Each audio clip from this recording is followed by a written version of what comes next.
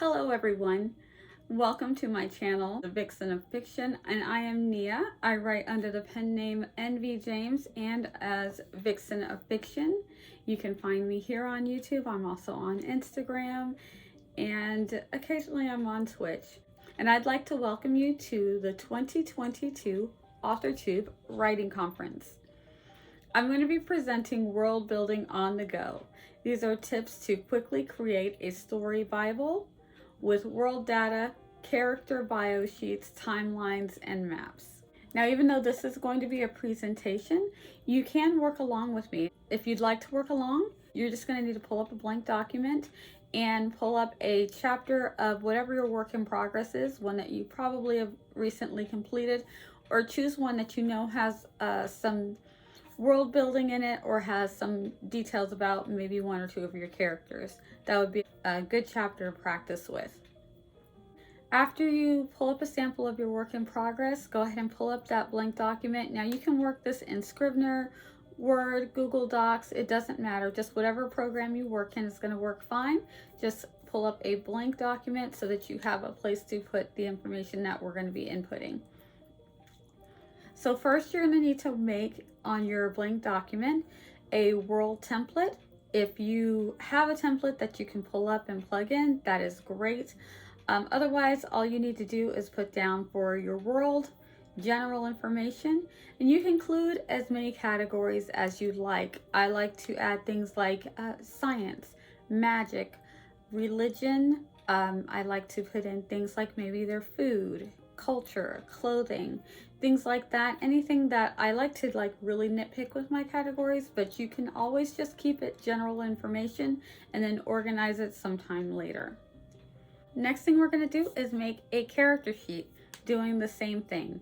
You're going to put your character's about information, and you can include as much information or as little as you like. So if you want to be very detailed, you can add your character's eye color, hair color, height, or you could just put general information about that character. If you would like to add an image, you can always add an image. This is completely up to you. I like to leave a space for image because I draw mine. Once I have an idea of what my character is going to look like, I like to go ahead and put that character image in a little spot that I have reserved for it. But that's completely up to you. We're also going to work on timelines. I do like to work vertically on lined paper. So you can either pull up a piece of lined paper in your document, or you can grab a notebook. I like to work in a notebook myself, so that is normally where I'm going to when I'm making my timelines. Again, I like to do them vertically, so having lined paper really helps. You can of course do your timelines however you like. So for this presentation, I'll be using a practice chapter for one of my story ideas. And I've labeled the practice chapter, chapter 6. It's not a completed chapter. This is just a story idea I had, and I thought I'll just use it. So I just made a simple beginning and a simple end. And I did throw in probably a little bit more detail than I would in one page, but I wanted to make sure that you guys got a good idea of how this would work.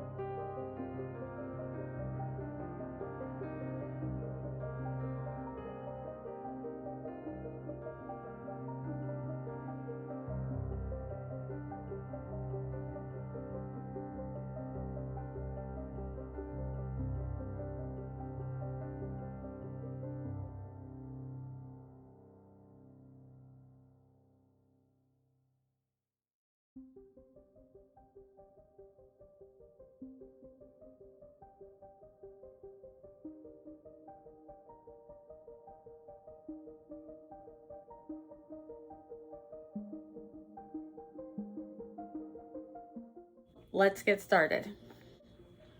So as you're writing your draft, you're going to start highlighting relevant information about the world and about the characters. Now, I like to highlight the world details in green. and I use a different color for each of my characters. So that way, as I look at my document, I'm writing. I try to do it as I go, but sometimes I have to write and then go back and highlight the paragraph that I just completed. Whatever works best for you, you just want to make sure that you don't move on too far without getting those details highlighted. The point is not to miss anything, but to be able to keep going, so that if you're fast drafting or you're trying to quickly get your work outlined, that you're not slowing down too much. So as I'm writing, if I say something about the world, I just highlight it in green. If I say something about one of my characters, I pick their color and I highlight whatever it is that I have for them. In this sample, I have a character whose name is Valix, so everything I say about my character Valix is in blue, and I have my character Corin, and every time I mention Corin, anything about Corin, about their physical features or their characteristics, that goes in purple. Once I'm done writing the chapter, I go through and I start filling out my character sheet. So we're going to work on the character sheet first. You can quickly copy and paste and then keep going, or you can stop and take the time to start organizing it.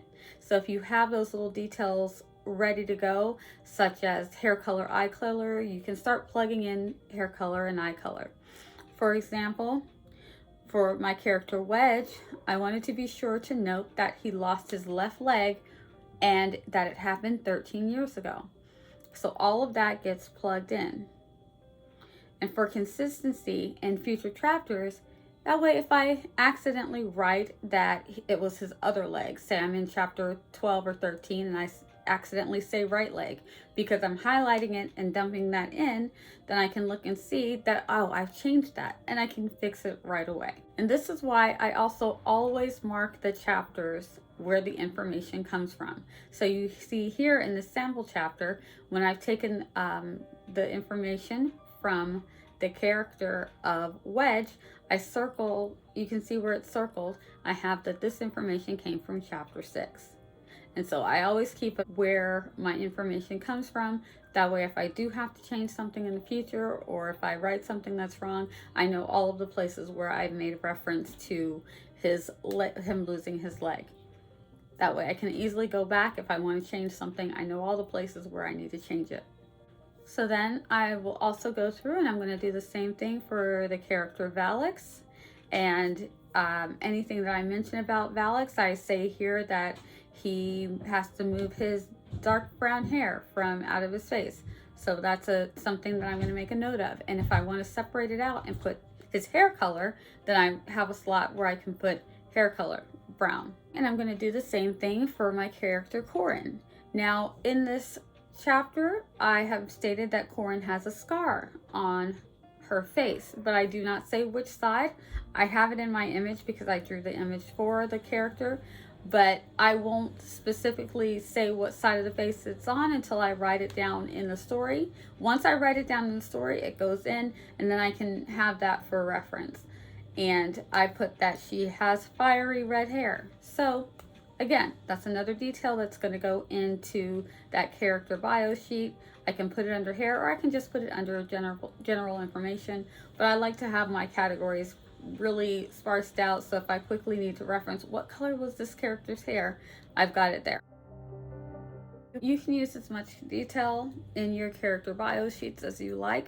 I like to use as much detail as I can. That way, if I quickly need to reference what color someone's hair is or what color their eyes are, I've got it right there. I don't have to look through general information in order to find that.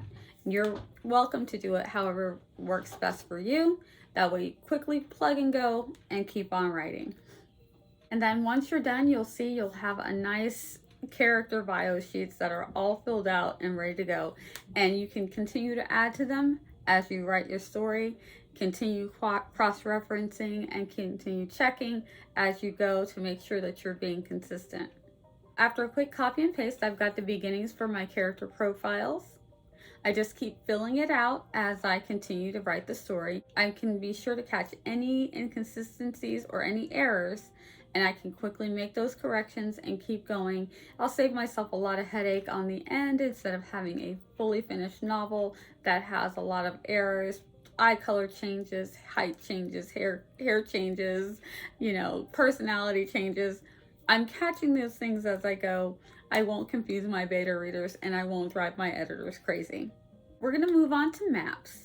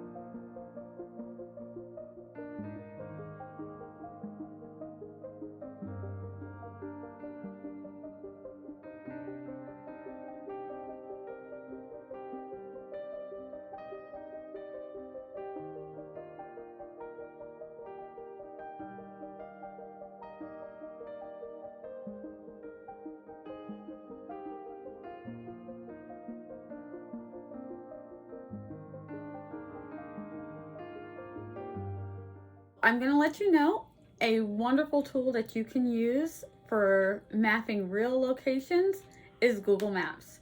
You can easily place your fictional home or shop, any place that you're trying to use. You can easily place those into an actual city or location for the purposes of your story. Or you can use that city or town as a reference if you're trying to make up your own. If you like to create your own neighborhood, you can also Google a neighborhood if you can't get an idea of where the park might be, where the houses might be, where the cul-de-sac is at. You can just Google a neighborhood and use that as a reference also. The same can also be done if your story takes place on a farm or in a castle. You can always Google a floor plan or a layout for a farm or for a castle. Here's an example. I'm using one, and you can find many. As I said, this happens to be the Biltmore in Asheville, so if you needed a reference for a mansion or a manor house or a castle for your fictional story, you can just Google one, use it for reference, see where the floors are, see where the servants live, where the servants are working at, where that is relative to maybe the main family. These are tools that you can use to help you get reference images for your own story. We're going to move on to my sample chapter 6. What I'm now going to do is I'm going to start putting together my world data. So as I said before, I have highlighted all of my world information in green. So everything that I've said about the world, I'm going to take that and I'm going to pop that into different places. Could be locations. If your world itself has a name, you can go ahead and put your world's name in there. You can start marking out the major cities, smaller towns. Go ahead and start putting all of that information into your world data sheet. And you can start adding any information that you might have on your world's religion, your world's culture, their food, the things that they wear, anything that is relevant. And you're going to you're going to be marking the chapter where this information comes from. You're going to go ahead and find all of those things that you've marked in green. Well, for me, I've marked them in green, whatever color you chose to mark them. You can plug them in and keep on going, or you can plug them in and start organizing them. I tend to like to organize as I go. I don't like to wait till the end. I have my categories pretty much done, so I know exactly where things need to go. And if I'm not sure, then it goes into general information and I'll find a spot for it to go later. So for an example that I use here in my sample chapter 6, I say that the world has 2 moons and it's a good omen when there's 2 full moons. If I accidentally change it later on, say chapter 12 or 13, I say that there's only 1 moon and I say that the people have no superstitions. Once I plug this in, I can immediately see that that's something that I've changed by accident. And I can make a decision. Do I want this world to have 1 moon or do I want this world to have 2 moons? I can also decide, are my people very superstitious? Are only some people superstitious, or are they not superstitious at all? These are decisions that I can make because I can see where there might be an inconsistency and I can fix it right away. You don't want to get to the end of your novel and find these kinds of errors. Again, your beta readers are going to be confused. Your editor's going to be not happy with all the fixing that's going to have to be done. So anything that you can get right the first time, the better. If you don't mark the chapters where you've said certain things, then you're going to have a hard time looking for all of the places where you may have made references to certain things that now have to be fixed. So next we're going to use the information on our world to start our map. So throughout the story, you probably will say that depending on the type of story that you're writing, you're going to say this town is east of this town, or this town is near a sea, or you have to cross the sea to get to another town and how long that's going to take. So these are things that will give you some idea of the places that you're trying to go in your story.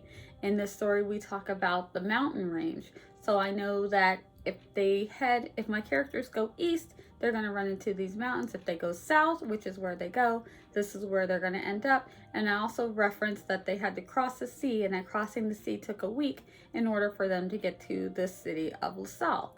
So I've made all these references, and what I'm going to do is I'm going to start plugging them in. And it's okay if you can't draw. This is just like a draft of what your map's going to be in order to help you figure out your locations and where your characters are and where your characters are going. And you can add places and features to this as you go. You decide that a river needs to be in a certain place, go ahead and plug that into your little concept map.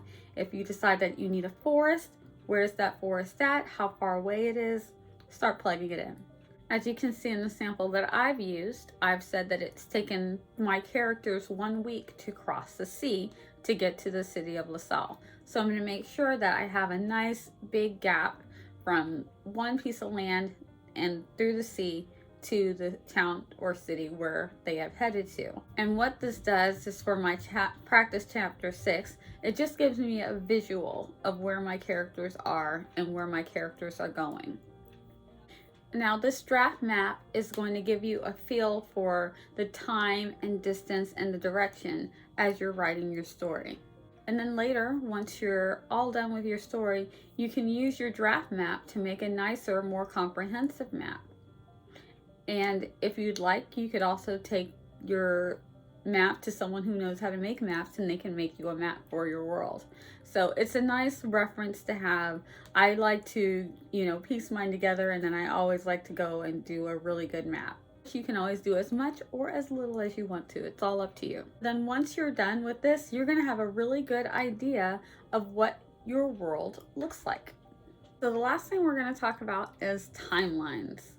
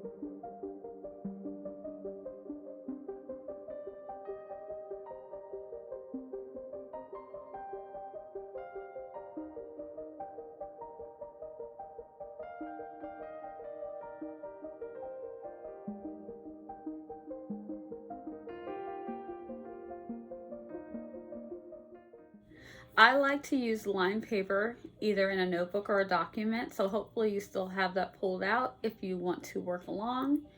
And I like to work vertically. Again, paper is lined in a way that making a vertical timeline is very convenient. There are several uses for timelines. We're going to go over a few of them and ways that timelines can help you with your story. In a fantasy novel, timelines can be used to show different realms where time moves differently. A quick example is like in The Lion, the Witch, and the Wardrobe. When they went into the wardrobe, it's like the time outside almost stood still or took place in seconds, while in the wardrobe, years would go by. So by the time years went by and they went back out the wardrobe, they were back the same age that they were when they first left. You could have realms moving at different times. Maybe 10 years takes place in 1 year, or hours go by where it's only been a minute in the real world. You know, these timelines will help you keep track of that in your story. The same way, if you're writing a sci-fi where you have 2 planets and the planets have different times and rotations of the planet. So in this sample, we have planet A that has 3 years in the same time that planet B has 1 year. And as you're writing your story, you can keep track of where you're at on each planet within your story. Timelines also work great for mystery, thriller, or suspense novels, where you need to keep track of where your suspect or suspects are relative to the timeline of the story, the murder, or the crime. Another thing that you can do with timelines is keep your story's continuity. You can keep track of the time span of your novel. In this sample, chapter 1 takes place over 5 days. And there's a 5.5-year gap between chapters 1 and chapter 2. In our sample chapter, we note that there is a 1-week gap between chapters 5 and 6, and that chapter 6 takes place over the course of 1 day. And in this way, we won't confuse our readers again by saying that an event in chapter 3 happened a month ago, when by the telling of the story, the event that happened in chapter 3 only took place 2 weeks ago. The next thing we're going to do with our timelines is use our practice story to map out our characters' life events. Now, just like with our draft when we're doing our outlining, I like to use a different color for each one of my characters. And I tend to use the correlating color of whatever I highlighted their name, whatever I highlighted that character in is the color that I use for their timeline. So I'll have Wedges in red, Valix is in blue, and Corin is in purple. And then I have the main story event is in black. So the story and its history, that's going to be my main timeline. That's the timeline that I'm basing everybody else's life on. So I can make a reference to what was going on in the world during various points in the character's life, so that when I reference something in the story, I'll know that this event happened before the war, or during the war, or after the war. We're going to start with our character of Wedge. Again, we said that he lost his leg 13 years ago. If we look at that on our timeline based on where we're at now and where 13 years ago was, that lets us know that there was a war going on. Wedge lost his leg early on in the war. Then we have our character Valix, and we have that Valix was injured. We say that he got a very bad shoulder and back injury later in the war, right before the war was almost over. So with our character Corin, we see that in the same event where Valix was injured, she also received the scar on her face. So those parts of their timeline are going to coincide with each other. They were most likely in the same event together where they were both severely injured. And this takes place, according to the timeline, very close to the end of this fictional war. And then I can put everyone's timelines up together and see how their timelines flow.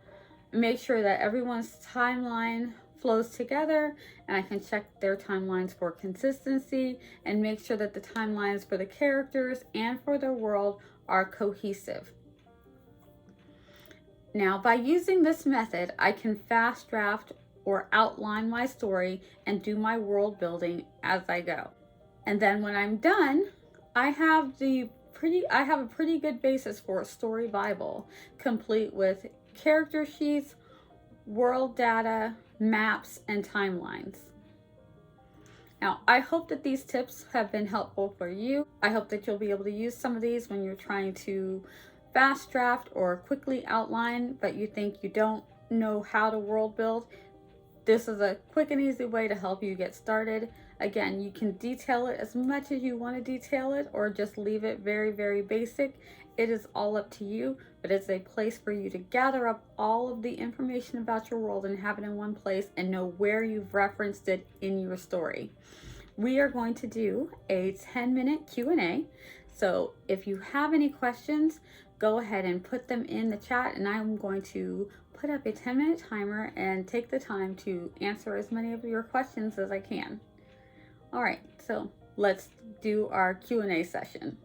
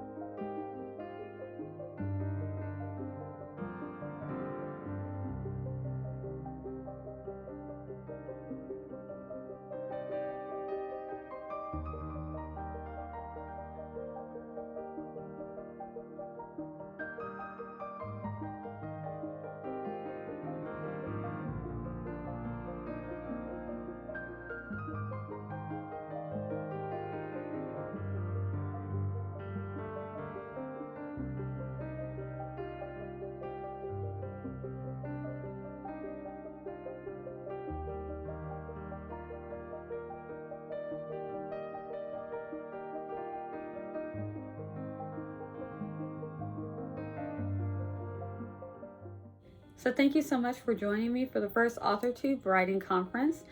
Again, I am Nia, also known as NV James or the Vixen of Fiction. You can find me on YouTube. If you have any other questions, I'd be happy to help you out in any way that I can. I do occasional live streams here on YouTube. You can follow me and subscribe to my channel to get updates of when I will be live streaming. And if you're in my chat and you have a question, I'd be happy to help you out.